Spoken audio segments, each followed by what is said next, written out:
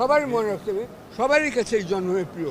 আমরা জীবিত আছি যারা এবং যারা আহত তারা সবাই, বিশেষ করে যারা আহত হয়েছেন তাদের দিকে আপনারা নজর দিন, তাদের পরিবারের দিকে নজর দিন। যারা মারা গেছেন তাদেরকে তো ফিরিয়ে আনতে পারবেন না। আর দয়া করে ঢাকা শহর সংস্কার করতে গিয়ে খুনি হাসিনা লেখাগুলো মুছে ফেলবেন না, ওগুলো থাকুক, সেগুলোই তার শাস্তি।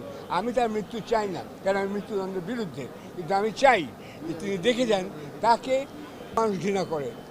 তাকে তিনি শুধু বিচার বিভাগকে খুন করেননি, তিনি তার ছেলেকেও খুন করেছেন, তার পিতাকেও খুন করেছেন, পার্টিকেও খুন করেছেন।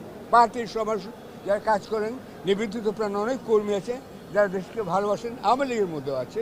আমি তাদের সবাইকে অনুরোধ করছি, আপনারা ভেবে দেখুন গত 15 বছরে উনি কী করেছেন, কেন আমার শাস্তি হয়েছিল, কেন আমাকে জেলে থাকতে হবে, উত্তর হাসিনাকে দিতে হবে। আমি চাই স্টেডিয়াম খালি করে আমি আর হাসিনা সামনাসামনি দাঁড়াবো।